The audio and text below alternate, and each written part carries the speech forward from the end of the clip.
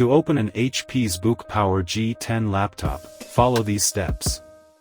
Make sure the laptop is turned off and disconnected from any power source. Locate the latch or release mechanism on the bottom of the laptop. This is usually a sliding switch or a button that needs to be pressed. Slide the latch or press the release mechanism to unlock the battery compartment. Once unlocked, locate the battery release switch or tab.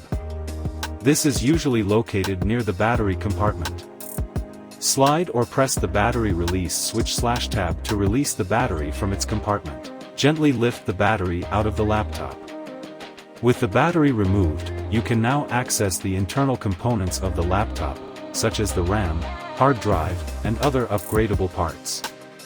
Note, opening the laptop beyond this point may void your warranty, so proceed with caution and only if you are confident in your technical abilities.